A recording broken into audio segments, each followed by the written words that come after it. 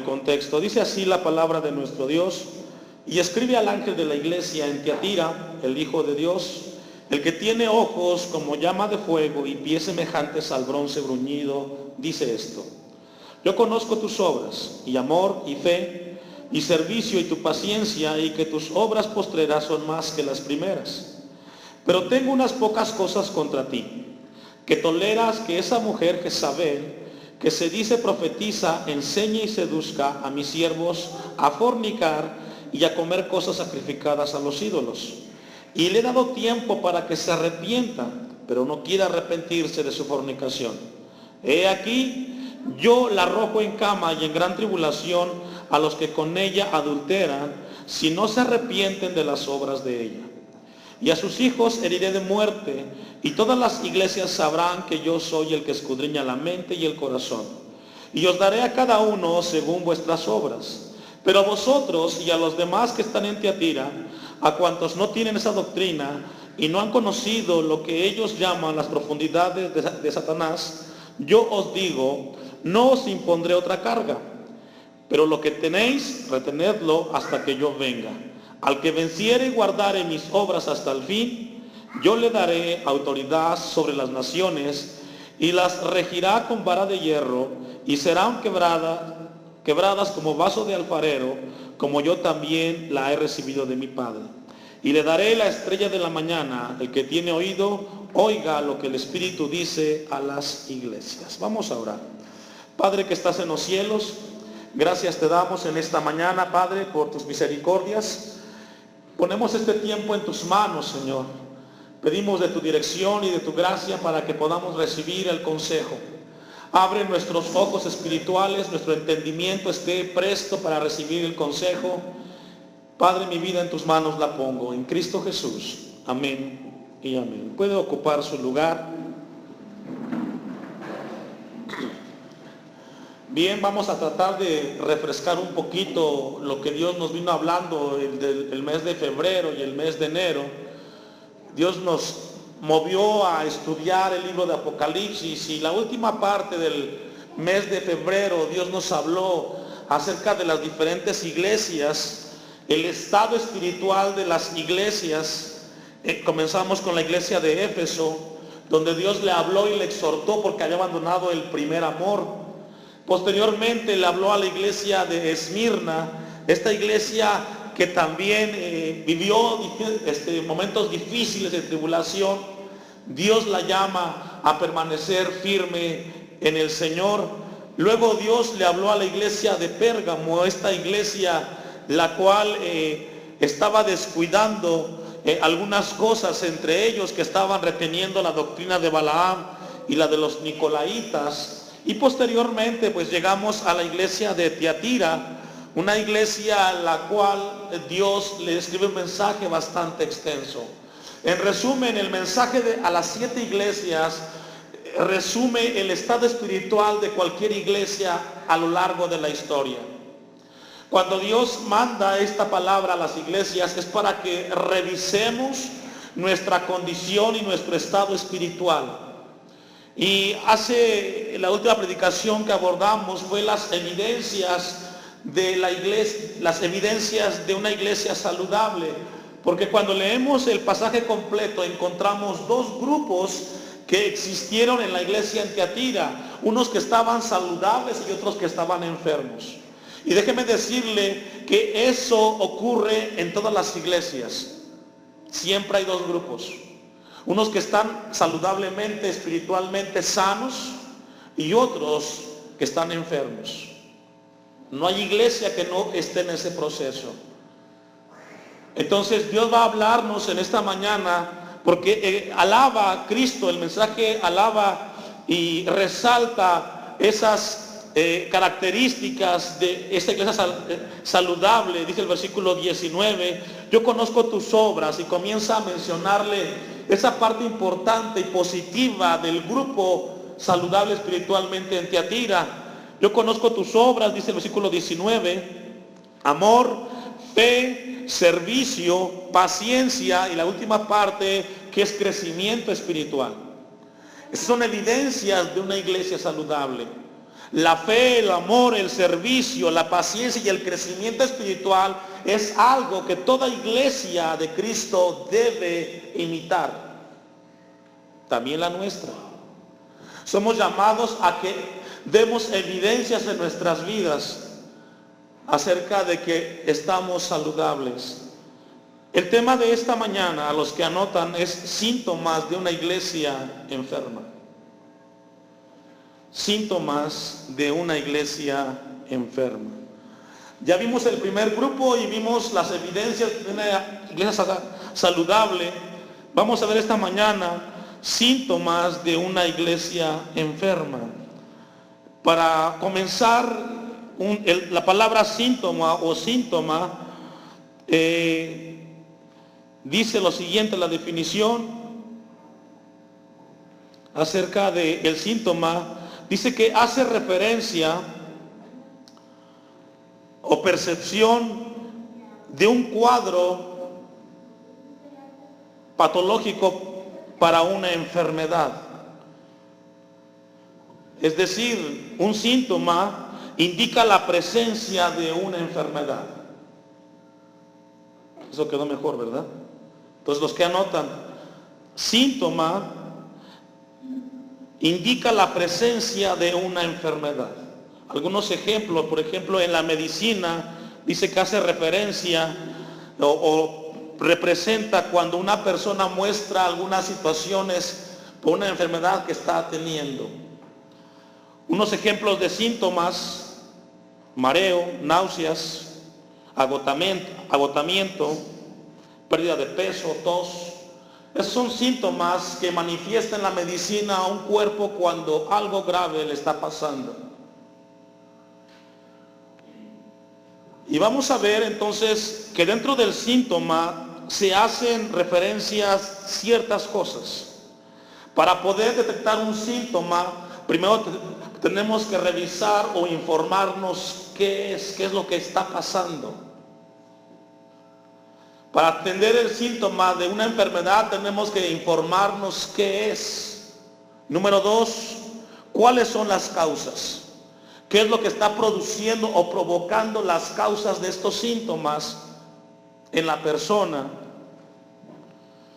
Entonces, en esta hora vamos a ver de parte de Dios síntomas de una iglesia enferma y vamos a ver qué es, cuáles son las causas para poder prevenirla.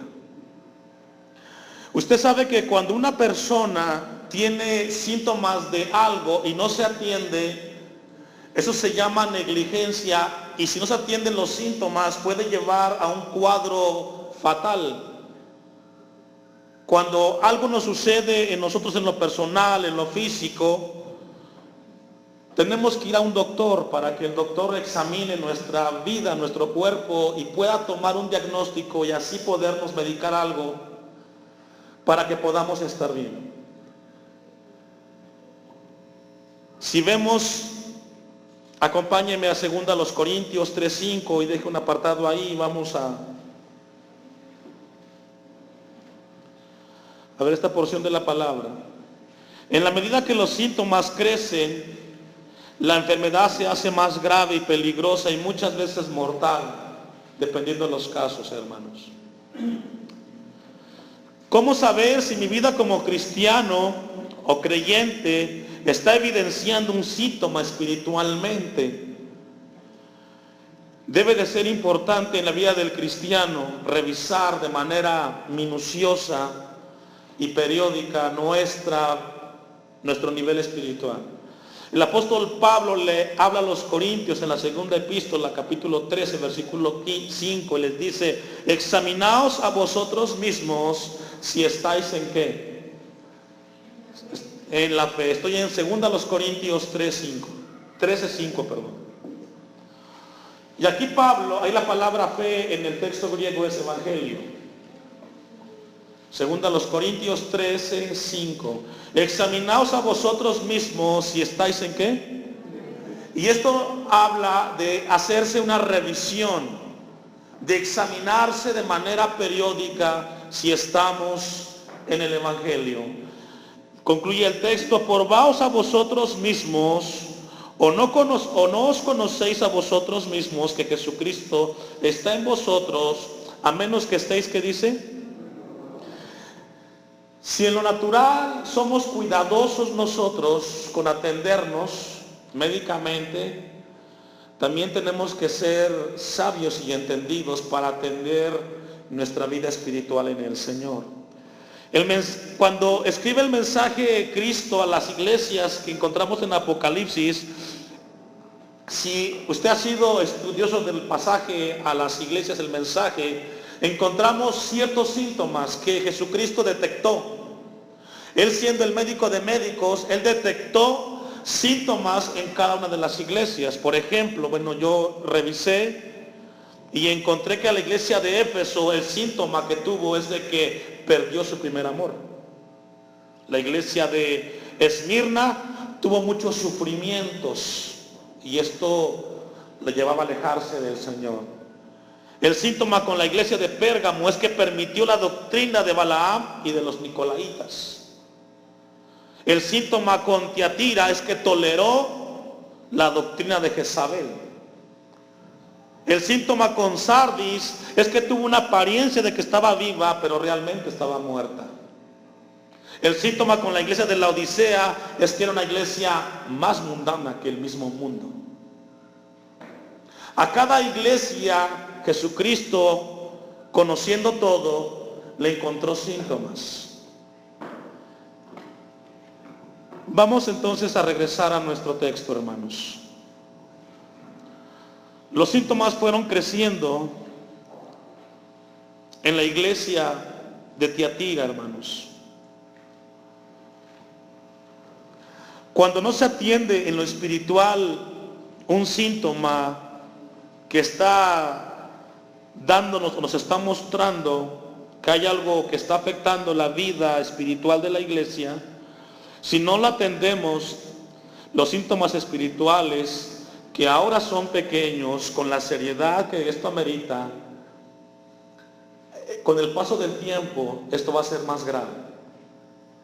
Solamente Dios y usted sabe si está sano espiritualmente o tiene síntomas de que está enfermo.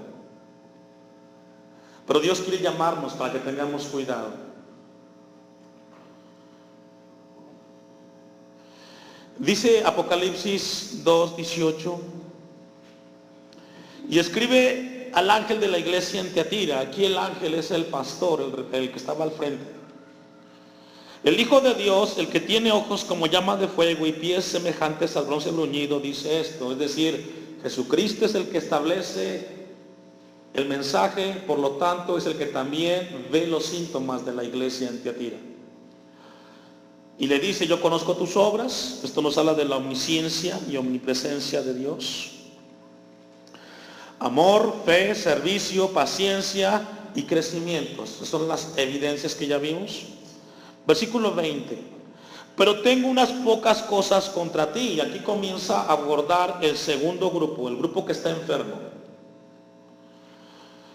Y dice: pero tengo unas pocas cosas contra ti, que toleras que esa mujer Jezabel, que se dice profetiza, enseña y seduzca a mis siervos a fornicar y a comer cosas sacrificadas a los ídolos. Vamos a ver entonces cuál era la enfermedad. Al conocer la enfermedad, vamos a ver que Jesucristo habla de los síntomas. Él lo conocía todo. Dice el versículo 20: pero tengo unas pocas cosas contra ti, que toleras. Todos digan conmigo: tolerancia. A ver, hermano, repita conmigo: tolerancia. Tolerancia. La enfermedad de la iglesia en Tiatira era la tolerancia de una doctrina. Esta palabra tolerancia es una palabra que está muy acuñada en los últimos tiempos en nuestro mundo posmodernista. Pero la enfermedad grave que tenía la iglesia en Tiatira es que era una iglesia tolerante. Y usted dirá: ¿es malo ser tolerante, pastor? Vamos a estudiar la palabra. Porque hoy nos bombardean constantemente esta sociedad y nos llama y nos invita y nos persuade a que seamos tolerantes, pero en el caso de la iglesia de Tiatira, era una iglesia que tenía una enfermedad, que toleraba algo muy importante, y ponga atención, no habla de un espíritu, habla de una doctrina. Es muy diferente. Dice el versículo 20, que toleras que esa mujer, Jezabel, que se dice profetiza, enseña y seduzca a mis siervos a fornicar y a comer cosas sacrificadas a los ídolos. La enfermedad de la tolerancia de una doctrina. Obviamente esta doctrina de Jezabel iba en contra de la doctrina ¿de quién? De Dios. No puede haber en una iglesia dos doctrinas, o es la de Dios o es la de alguien más. Dios quiera que siempre en este lugar sea la doctrina de Dios. Jezabel, si usted lee el primer libro de Reyes, ahí encontramos la historia de Jezabel, no la vamos a abordar completamente, pero si usted quiere hacerlo, le invito a que lea. Encontramos, hermanos, que Jezabel es sinónimo de una mujer controladora y manipuladora. Los que fuimos leyendo la Biblia, ¿se recuerdan el nombre de su esposo? ¿No? Acá, ¿se acuerdan? Cuando una mujer controla a su esposo y le dice lo que tiene que hacer, siéntate, ve, vas, vienes. Cuando una mujer es manipuladora, está caminando en el terreno que enseñó Jezabel. Una mujer manipuladora está caminando en el camino de Jezabel. Pero aquí no está hablando del espíritu de Jezabel. Aquí está hablando de la doctrina, la enseñanza que dejó, porque además de Jezabel, hubieron otras mujeres mucho peores que Jezabel. Pero aquí Jesucristo habla de la doctrina de esta mujer. Ahora, ¿por qué le digo que no es un espíritu? Bueno, lea conmigo el 24 para ver la respuesta.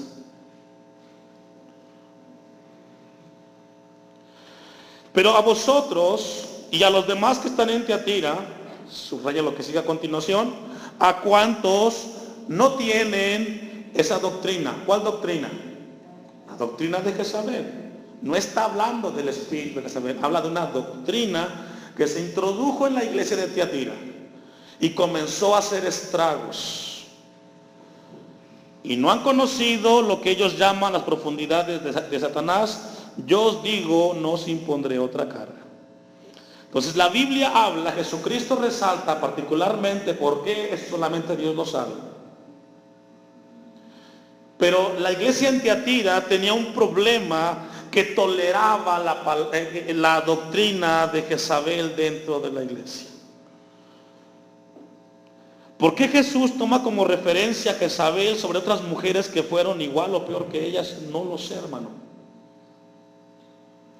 Pero sí una enseñanza de parte de Dios. Ahora, Jezabel, si usted lee el primer libro de Reyes, Jezabel, yo lo leí un poco, Jezabel no solamente representó un problema para los hombres de su tiempo o para las mujeres de su tiempo, sino que Jezabel representó un problema para todos, niños, mujeres, ancianos, jóvenes. Si usted lee la vida de Jezabel, ve a una mujer que fue un problema para todos, dentro del pueblo y fuera del pueblo. Ahora no quiero decir que por eso Cristo la escogió, yo no puedo decirle que esa es la razón. Lo que sí puedo decirles es que Jezabel fue un problema de todos.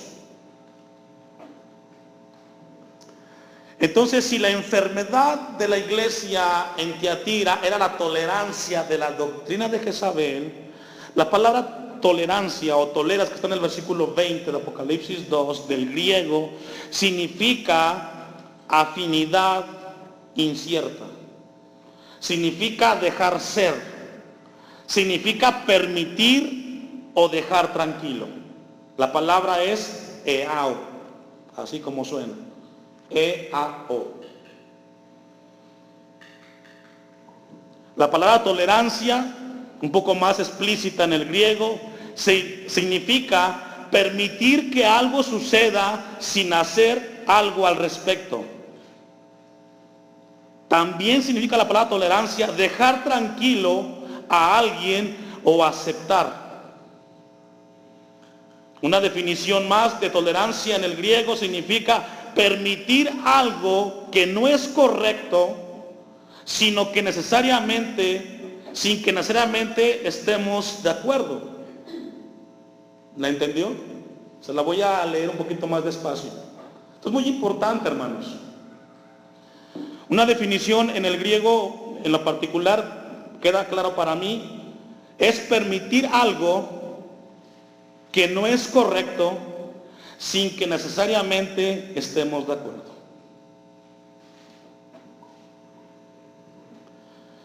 Ahora, la palabra tolerancia es una palabra que en los últimos años es comúnmente dentro de este mundo posmodernista en el cual usted y yo vivimos. Y la palabra tolerancia significa de que todos los puntos de vista deben de ser aceptados de igual manera. Pero hasta dónde la tolerancia es aceptada en la Biblia y hasta dónde la tolerancia es saludable para la iglesia. Si alguien viene aquí y pide permiso para que venga a predicar y pasa al frente y cuando está predicando, él pide que todos ustedes participen con una ofrenda de 1,000 pesos. Y yo como pastor discierno que eso está mal, yo tengo que ser tolerante y aceptar que el que está acá al frente haga y los desfalque a ustedes. Si alguien viene de afuera con una creencia distinta a la nuestra y por ejemplo alguien viene con un grupo de músicos y trae sus danzores o danzoras y vienen aquí a hacer algo que no hacemos, yo como pastor tengo que aceptar, ser tolerante y dejarlo que lo hagan. Pregunto. Bueno, la tolerancia pide eso. Si alguien viene aquí y comienza a predicar y comienza a poner las manos sobre las personas para que vomiten y según ellos sean liberados de un espíritu demoníaco, y yo veo que aquí hace un espectáculo al frente, yo tengo que ser tolerante y aceptarlo y decirle, síguelo haciendo, no hago nada, porque es para Dios. Obviamente no.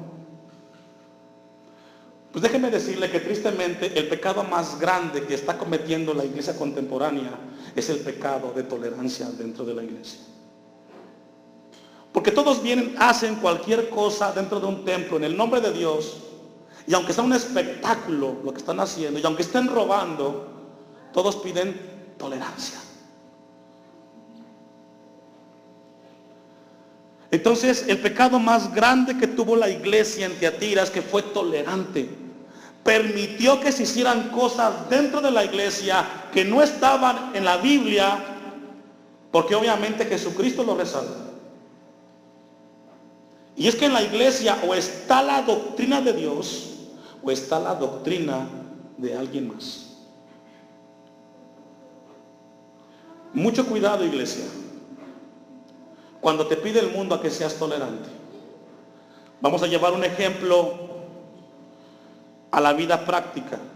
Si tu compadre que no es cristiano llega a tu casa y hay una convivencia que tú quieres hacer con tu familia y tu compadre trae una caja de cervezas y trae vino y trae música y trae un grupo y quiere hacer en tu casa un baile y una fiesta y convivencia con todos sus amigos, si usted acepta la palabra tolerancia tiene que dejar de hacerlo, ¿lo va a hacer? ¿Sí? Obviamente usted no deja hacer en su casa lo que usted no hace, ¿verdad? Bueno, la tolerancia te dice que tú respetes el punto de vista de él, aunque no estés de acuerdo, déjalo ser. Santiago capítulo 4, versículo 17, habla algo al respecto. Quizás no profundo, pero sí me acompaña, por favor.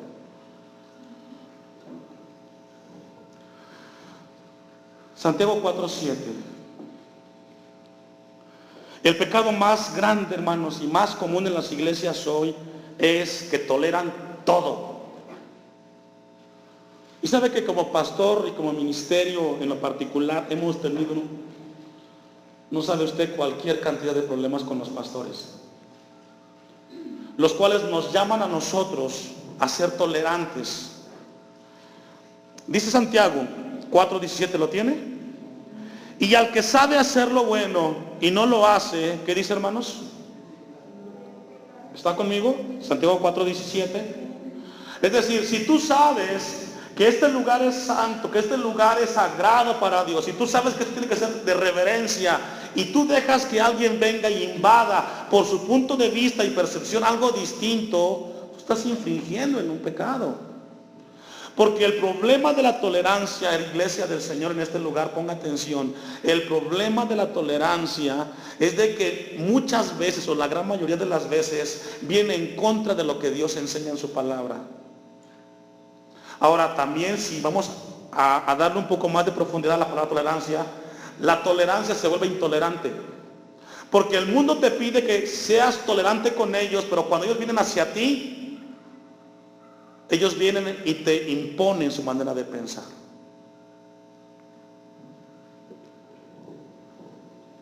Tengamos cuidado,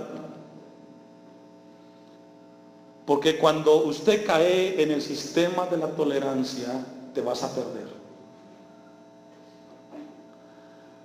En este lugar, algunos nos han tachado de ser intolerantes con algunos. Pero ¿sabe qué, hermano? Este lugar debe de ser santo, sagrado, porque es para Dios y debe de haber un orden. Y lo que usted y yo no hagamos si no está en la Biblia, no vamos a permitir que alguien, aunque venga con una revelación distinta, venga y lo haga. Hace un tiempo nos invitaron a un evento, al grupo le invitaron a un evento, y nos pasó esta experiencia. Ellos estaban tocando en un evento, una campaña de evangelismo, y de repente el pastor que organiza el evento le pone al grupo las danzoras enfrente. Y como pastor, ¿qué hago yo? Porque el que calla, otorga, y yo me vuelvo cómplice de ellos. Obviamente nosotros no lo realizamos. ¿Qué es bueno y malo? No es el tema hoy. Que está en la Biblia, vamos a abordarlo más adelante. Pero ustedes nos conocen a los que estamos aquí hace 6 años. Hemos sido muy cuidadosos con las cosas de Dios. En lo personal, yo tengo temor de Dios. La indicación cuando el hermano Jesús, si le ponen enfrente danzoras, ustedes no cantan. Y usted puede decir, pero ¿qué? ¿Legalista, pastor? No es legalismo, hermanos. Es de que si tú toleras eso, vas a tolerar todo. Y el que viene atrás solamente te está observando para ver qué haces.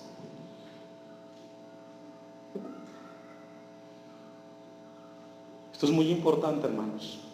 El pecado más grande en la iglesia hoy es que tolera todo. Todo es de Dios. ¿Por qué? Porque el que está al frente dice que es de Dios. Yo siempre les he dicho, si ustedes quieren que lo haga, muéstrenmelo en la Biblia. Saquen su Biblia y muéstrenlo. Yo tendré la humildad para reconocer si estoy mal. Tengo aquí en México 9 años y en 9 años ningún pastor se ha atrevido a mostrarlo en la Biblia.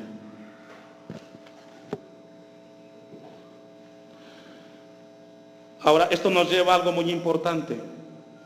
2 ejemplos. Holanda, un país europeo con bases bíblicas, que llegó el evangelio después de la reforma en el siglo XV, un país que tuvo uno de sus grandes expositores, teólogos de su momento, fue holandés. Se me escapa su nombre en este momento, pero está a la par de Juan Calvino. Por ser un país tolerante, hoy el 80% de Holanda o de los holandeses son ateos. Los edificios que en su momento fueron iglesias de un gran avivamiento, hoy son burdeles, cafeterías y bibliotecas, por ser una nación tolerante. ¿Usted le gustaría que este lugar, con el paso del tiempo, cuando ya no estemos los que estamos ahora, y estén sus nietos y sus bisnietos, sea dedicado a este lugar para que sea una cafetería o una biblioteca? Si somos tolerantes, corremos ese peligro. ¿Sabe por qué?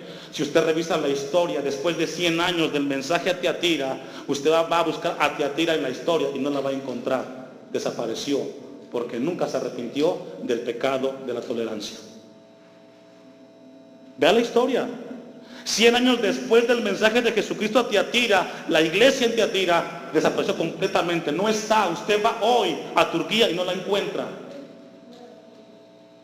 ¿Qué significa esto? Que cuando una iglesia es tolerante y acepta los puntos de vista de los demás, que casi siempre están fuera de la palabra de Dios, tiende a desaparecer la iglesia.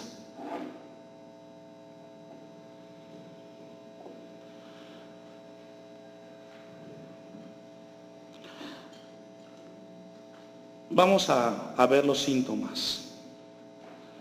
Yo los veo serios y pensativos. Esto quiero pensar de que están atentos a la palabra de Dios. Y espero que esto, hermanos, les sirva, no solamente aquí. Tolerancia no solamente es respetar el punto de vista de los demás, sino aceptarlo y recibirlo como algo correcto. Si usted busca en el diccionario en carta, en la Real Academia, significa eso. Búsquelo. Significa aceptar y recibir como algo correcto el punto de vista de los demás. Y entonces es un terreno delicado. Vamos a ver entonces los síntomas. Vamos a ver si logramos ver todos. Hay bastantes. Versículo 20. Pero tengo unas pocas cosas contra ti, que toleras que esa mujer Jezabel. La enfermedad, ¿cuál es? La tolerancia de una doctrina. Esa es la enfermedad de la iglesia en Tiatira. La tolerancia de la doctrina de Jezabel. Ahora vamos a ver el primer síntoma.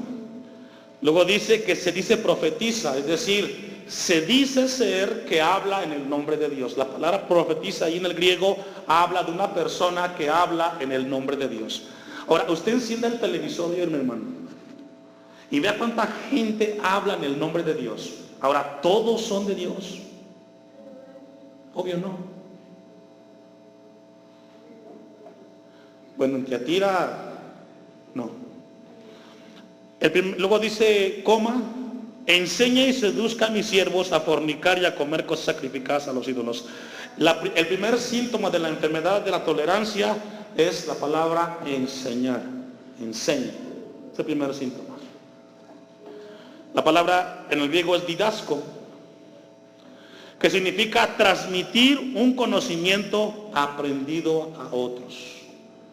Es decir, el primer síntoma de la enfermedad es de que había una enseñanza que se transmitía a los demás, pero que obviamente la enseñanza no venía de Dios. Segunda de Juan, capítulo 1, versículo 9.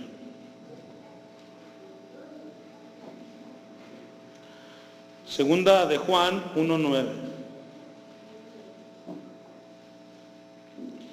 Es un pasaje como que hace un contraste con Apocalipsis 2:20.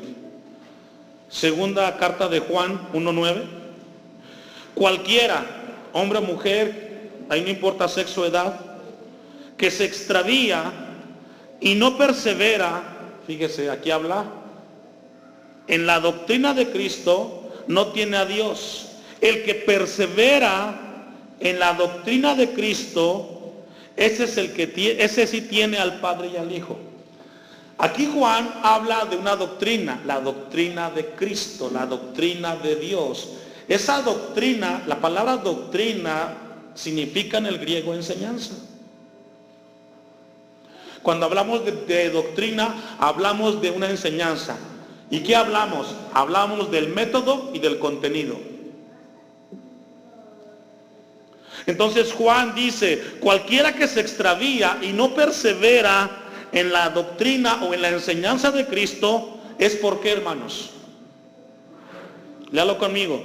¿No tiene a quién? A Dios. Estoy en 2 de Juan 1:9. ¿Están conmigo? Es decir, cuando una persona sigue una enseñanza y esa enseñanza lo lleva a alejarse de Dios, la enseñanza está mal, algo está mal en la enseñanza. Entonces lo que Juan puntualiza, hermanos, lo que Juan habla es lo importante de la enseñanza que se está recibiendo en el lugar. Ve al versículo 10. Si alguno viene a vosotros, ya habla de uno que predica o enseña, y no trae esa doctrina. ¿Cuál doctrina? la de Cristo, no la recibáis en casa ni le digáis bienvenido. Fíjese la seriedad con la cual el apóstol Juan atiende el tema de la enseñanza. Cuando usted vaya a alguien, un hermano, una hermana, hermano, si no tiene la doctrina bíblica, la del Señor, tenga cuidado porque lo puede envenenar. Hemos tenido cuidado en este púlpito, nunca hemos hablado de nombres de nadie, hermanos. Pero sí me va a dar un llamado a que usted tenga seriedad y discernimiento. Ahora, usted, pastor, puede decir cuál es la doctrina de Dios. Vamos a ver solamente un ejemplo. Tito 2. Porque dicen, bueno, pastor, usted habla de la doctrina de Dios. Bueno, hay muchos ejemplos. Yo solamente voy a abordar uno y usted en su casa. El primer síntoma de la iglesia enferma en Tiatira es de que había una enseñanza, pero no una enseñanza de acuerdo a Dios, sino de acuerdo a Jezabel. Antes de que leamos Tito 2, 1 en adelante, quiero darle unas palabras que encontré en un libro de David Wilkerson. David Wilkerson dijo lo siguiente, un hombre de Dios, ya partió con el Señor, dijo lo siguiente: los cristianos que mantengan mentiras o lujurias secretas tienen una tendencia a buscar y abrazar una iglesia o una doctrina falsa que justifique o confirme su maldad. Palabras de David Wilkerson. Es decir, un hombre o una mujer que oculte una vida de pecado va a buscar siempre, si no se arrepiente, va a buscar siempre un lugar donde le permita hacer lo que a él le gusta hacer o a ella le gusta hacer. Ahora, la doctrina de Cristo, hermanos, iglesia del Señor, siempre nos llevará a crecer. ¿A qué? A crecer a la imagen de Cristo. Y aquí Tito da un pequeño ejemplo. Pero tú habla lo que está de acuerdo a qué. ¿Me ayuda? Con la sana doctrina. Vamos, versículo 2. Que los ancianos sean ¿qué? Sobrios. Le llama a los ancianos a ser sobrios. ¿Qué más? Serios, prudentes y ¿qué más? En el amor, en la paciencia. Eso es sana doctrina. Que los hombres y mujeres de la edad avanzada sean hombres serios, no que anden en chismes. Ellos son los que tienen que jalar la rienda en el hogar, que cuando se enciende el fuego tienen que llamar y calmar porque son serios, prudentes, con paciencia. Versículo 3, va para las hermanas. A las ancianas, asimismo sean ¿qué? Reverentes en su porte, no calumniadoras, no esclavas del vino. ¿Maestras del quién? Hermanas de la tercera edad son llamadas a manejarse en ese marco. Versículo 4. También la Biblia enseña en la sana doctrina a las mismas hermanas que enseñen a quienes. A veces quieren que el pastor venga. Es pastor, usted dígale a la hermana que se sentó mal. No, ¿quién tiene que hacerlo? Las hermanas mayores, porque ya saben cómo está el asunto. No se lo deje todo al pastor o a los líderes. Si usted ve que una hermana hizo algo, usted con la humildad y con la sabiduría de Dios, acérquese y hable. Amar a sus maridos y a sus hijos, a ser prudentes, castas, cuidadosas de su casa, buenas, sujetas a sus maridos, para que la palabra de Dios no sea blasfemada. Eso es sana doctrina. Versículo 6. Exhorta a sí mismo a quienes. ¿Hay jóvenes? Va para ustedes. A que sean ¿qué? Deben de ser ¿qué? Aquí y en su escuela, ¿cómo? Prudentes. Ustedes jóvenes de la iglesia de Hashem no necesitan al pastor y a sus papás que los estén vigilando, qué ven en el internet o qué hacen. Ustedes saben lo que tienen que hacer. ¿Y qué es? ¿Ser qué? Entonces, no es necesario que uno los esté vigilando y regañando. Saben que a cierta hora tienen que llegar a su casa, señoritas. Si son las 8 de la noche, no sean imprudentes y no anden afuera haciendo lo que no tienen que hacer. Tienen que estar en donde, en su casa. Sean prudentes por el amor de Dios. Si van a la escuela, hagan sus tareas, cumplan con sus deberes. No sean imprudentes, sean prudentes. Pasen todas las materias y gradúense. Y cuando se gradúen, acuérdense del pastor, invítenlo. Sean prudentes, jóvenes. Versículo 7. Le sigue hablando a los jóvenes. Subrayenlo. Presentándote tú, le dice, en todo como ejemplo de buenas obras, en la enseñanza, mostrando, ¿me ayuda? Sería un buen eslogan para la iglesia: integridad y ¿qué? Y seriedad. Le está hablando a los jóvenes. Cuando por ahí van a buscar a la novia y le prometen el cielo y las estrellas, no le prometan lo que no puedan cumplir. Sean íntegros. Aunque nadie dijo amén, es amén. Porque integridad es congruencia de lo que dices con lo que haces. Y serios. Ustedes no tienen que estar allá afuera haciendo como los jóvenes del mundo. Sean serios en todas las cosas. 8. Palabra sana e irreprochable, de modo que el adversario se avergüence y no tenga, ¿me ayuda? Nada malo que decir de vosotros. ¿Quiénes vosotros? ¿Jóvenes? Ustedes. Que nadie tenga que decir, es que lo vi allá en lo oscurito. Allá estaba la joven de Hashem con los amigos.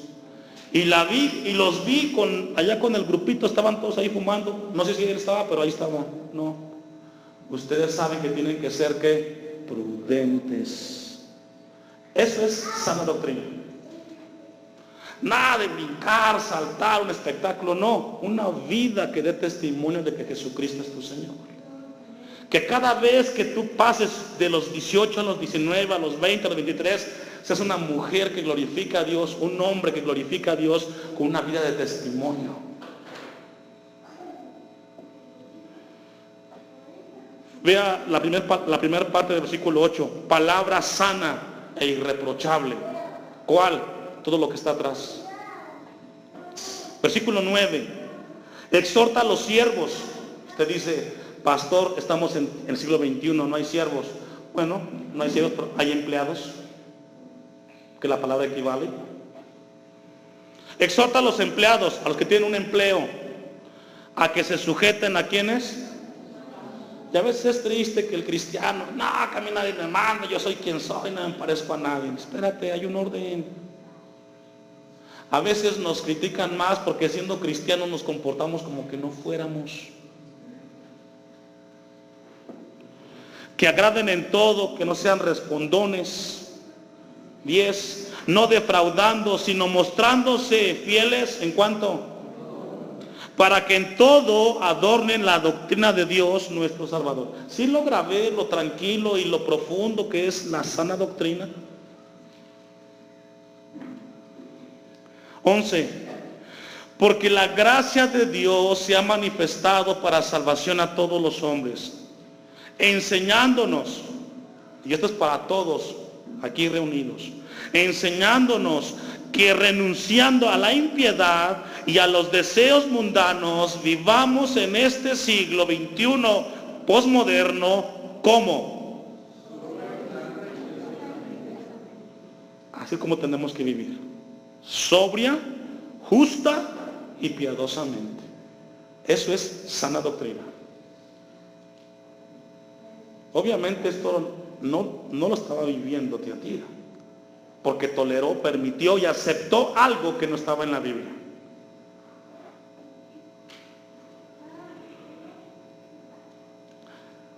Esto es muy importante. El primer síntoma de la iglesia en Tiatira es de que hubo una enseñanza, donde hubo un método que no estaba en la Biblia, donde hubo un contenido que no era bíblico. Y ese contenido y ese método lo que hizo es alejarlos de Dios. Ahora, usted puede decir, bueno, ¿y cuál debe de ser el método y el contenido, o cuál es la manera como la Biblia habla acerca de la enseñanza que debe de haber en la iglesia? Efesios 4:11, acompáñame. Dios diseñó un método, y eso no lo estableció el hombre, Dios. Diseñó un método para que la iglesia fuera instruida, creciera y fuera perfeccionada. Ahora, el método y el contenido tiene un lugar y Dios lo estableció. Y esto es muy importante, hermanos. Póngame atención, antes ya cuando encuentre Efesios 4:11, présteme atención por un segundo. Dios estableció un método y una manera donde se llevaría a cabo la enseñanza. Y esto es en una iglesia, en la congregación del Señor. Tristemente hay muchos cristianos que dicen, yo no voy a ninguna iglesia porque no me gusta, no estoy de acuerdo, etc. Es algo que viene de la doctrina de Jezabel. Porque Dios estableció que se abra un lugar para que se congreguen los hijos de Dios y ahí reciban la enseñanza, el crecimiento y la perfección de acuerdo a la imagen de Cristo. Cuando una persona dice, yo no voy a tal lugar, y él dirá, ¿está mal? Obviamente está mal, porque Dios estableció un lugar para congregarnos. Vamos a verlo en Efesios 4:11. Y él mismo, ¿quién? Cristo, constituyó, estableció 5 ministerios: apóstoles, profetas, evangelistas, pastores y maestros. Ahora, establece 5 ministerios con un propósito. Versículo 12, a fin de perfeccionar o llevar a la madurez, ¿a quiénes? Ahora, ¿dónde están los santos? En la iglesia. Para la obra del ministerio, para la edificación del cuerpo de Cristo. ¿Para qué? Para la edificación. ¿Sabe por qué la gente que se queda en la casa y rechaza la idea, o no la idea, sino el principio de congregarse? ¿Sabe por qué se queda en casa y en casa se queda tranquilo? Porque él dice, yo voy a escuchar esta predicación de este predicador, el canto de este cantante, y selecciona lo que él quiere escuchar y cómo lo quiere escuchar.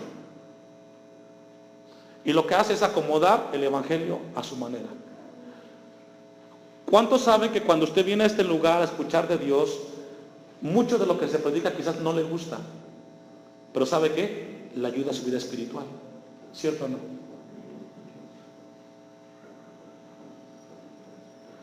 Mucho cuidado con eso, hermanos. Versículo 13. Hasta que todos, ¿quién todos? Todos los santos, todos los hijos de Dios, lleguemos ¿a qué? Ahora, ¿cómo llegaremos a la unidad si aquel está en la casa sentado? ¿No se puede? Ahora, aquí la unidad no habla que a todos nos guste el agua de vainilla o el agua de chocolate, no habla de eso. Aquí la unidad es que todos lleguemos a entender que la palabra de Dios es para todos de igual manera. Y que todos tenemos que mostrar una vida de testimonio en el mismo nivel. Que todas las doctrinas sean aceptadas y vividas en cada uno de nosotros. Alguien me decía un pastor, vamos a convivir como pastores y como iglesias, pero no hablemos de doctrinas. Yo le dije, ¿sabes qué? No puede ser. Porque para ti lo que significa salvación también tiene que ser para mí entendido de igual manera.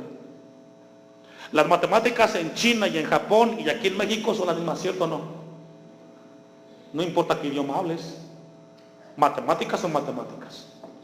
Salvación tiene que ser igual para el bautista, para el anglicano, para el metodista, para todos. Si son hijos de Dios, tiene que ser el mismo discernimiento y entender de la palabra. Continuamos. Versículo 13. Y del conocimiento del Hijo de Dios a un varón perfecto. o un varón maduro, según el griego, a la medida de la estatura de la plenitud de Cristo, para que ya no seáis niños fluctuantes. Y logra ver que la palabra de Dios es para que crezcamos y dejemos de ser niños fluctuantes, llevados por doquiera de viento de doctrina, por estratagema de hombres que para engañar emplean con astucia las artimañas del error. Una persona, hermanos, que es inconstante en congregarse, espiritualmente manifiesta un síntoma que está enfermo. Y usted dirá, pero pastor, yo tengo situaciones. Siempre van a haber situaciones. Dios te llama a que no dejes de congregarte. Mucho cuidado. Ahora, ¿por qué? Porque la Biblia nos habla, hermanos, que el pueblo de Dios, lo describe el Salmos 1:3, dice que somos como árboles plantados junto a corrientes de aguas. Es decir, el cristiano es un árbol ¿qué? Plantado. No es una maceta que se pone el corredor aquí, y luego allá, y luego allá, y luego aquí. Es un hombre y una mujer que se planta junto a las corrientes de aguas, que es el lugar donde Dios lo puso para crecer en el Señor. Concluye el Salmos 1:3, que da su fruto en su tiempo y su hoja no cae y todo lo que hace prosperará. Tengamos mucho cuidado, hermanos. El segundo síntoma, vamos a concluir, yo creo ahí, que se nos alargó. Está muy interesante esta mañana, ¿verdad, hermanos? Pero tengo unas pocas cosas contra ti, Apocalipsis 2:20, que toleras que esa mujer Jezabel, que se dice, no que es, que se dice profetiza, enseñe. El segundo síntoma es seducción. Ahora, ¿a quién seducía esta doctrina? ¿A quiénes? A los siervos. Y esto es que tengamos cuidado. Dice la Biblia que seduzca a mis siervos. Fíjese, la seducción tenía un fin: a fornicar y a comer cosas sacrificadas a los ídolos. La palabra seducción ahí, o seduzca, del griego planao, donde viene planear, pero no planear de avión, sino planear de cosas maquiavélicas. La palabra planao significa engañador, extraviar, descarriar, seducir. Un poco más definido, la palabra planao o seducción significa una persona que motiva a otra a errar y llevarlo al error para que se equivoque. Una vez más, cuando alguien viene y te seduce, es para que te equivoques y te extravíes. Es como esto, miren, están dos niños en el segundo piso de la casa, y están dos niños, pero uno de ellos es de 10 años y el otro es de 6 años. Y le dice el mayor al menor, ¿sabes qué? Vamos a volar como Superman, vamos a aventarnos. Y el chiquito le dice, ¿sabes qué? No, pero es que está muy alto, no te pasa nada, vas a volar como Superman. Lo estamos, no, aviéntate. Y entonces le dice el niño, pero tú primero, le dice el menor al grande. Y dice el grande, no, pues tú primero. Y lo está motivando a que se aviente. Sabe el grande que se va a accidentar y se va a romper todos los huesos. Lo está motivando con un engaño para que se perjudique y le vaya mal. ¿Lo entendió? Eso es seducción. Cuando una persona te motiva con engaño a que te extravíes y te vaya mal. Él sabe que haciendo lo que él dice que te hagas, te vas a alejar. Bueno, esto fue lo que sucedió. Primera de Reyes 1, primer libro de Reyes 21-25. Ya voy a ir concluyendo, hermanos, porque se nos alargó.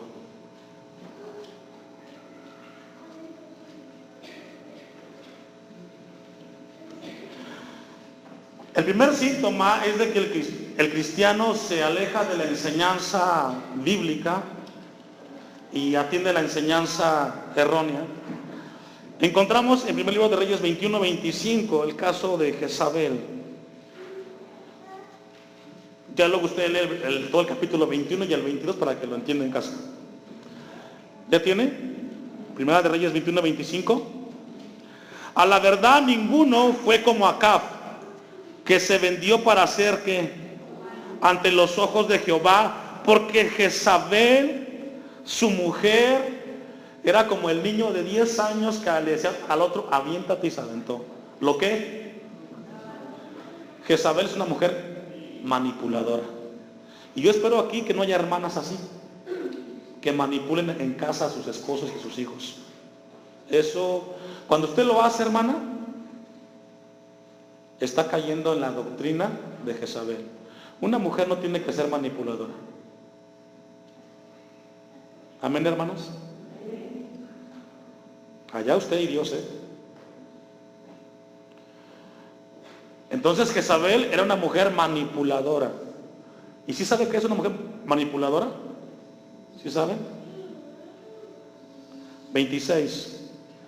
Él fue en gran manera abominable, caminando en pos de los ídolos, conforme a todo lo que hicieron los amorreos, a los cuales lanzó Jehová de delante de los hijos de Israel.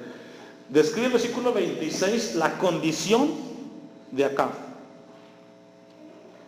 Hermanas, le digo esto con todo el amor del Señor. Cuida a su esposo y a sus hijos. En usted recae mucho de lo que su hogar sea. Haga las cosas con temor. De que sus hijos estén aquí en el templo y su esposo, depende mucho de lo que usted haga en el temor del Señor. El caso de Acab es que su mujer Jezabel lo alejó de Dios. Y si usted lee todo el capítulo 25 va a dar cuenta en cómo acabó esta mujer y Acab. Pero fue clave la enseñanza de esta mujer.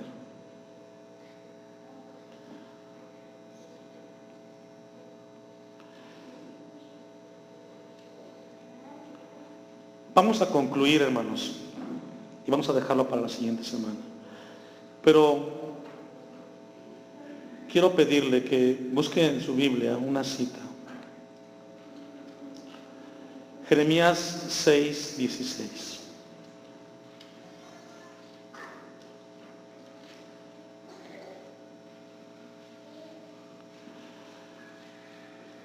Dos citas que vamos a leer breve. Jeremías 6, 16 y Jeremías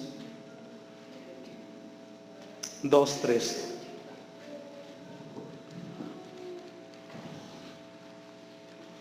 Cuando las tenga, me contesta con un amén ya para ir concluyendo ahora sí.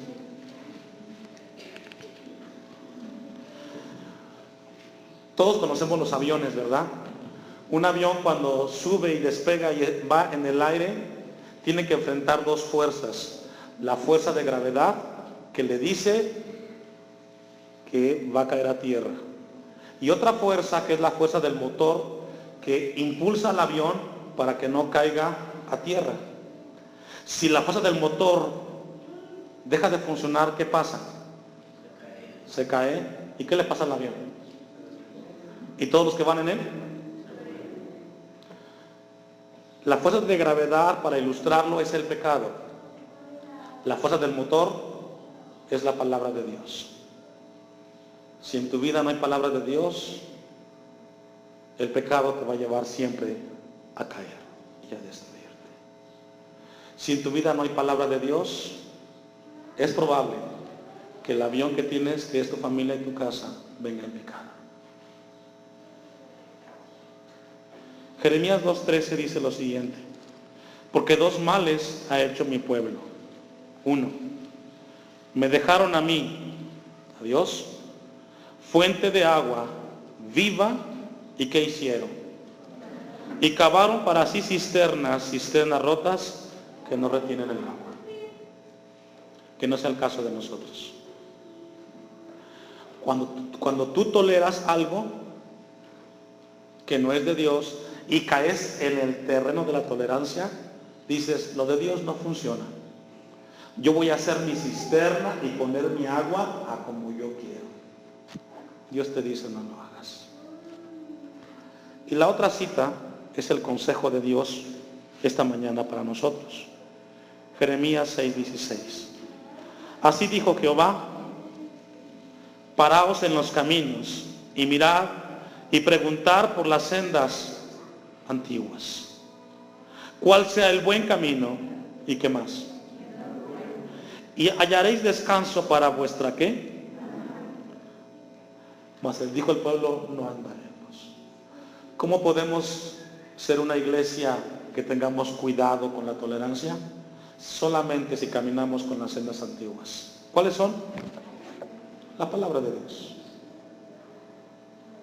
Póngase de pie.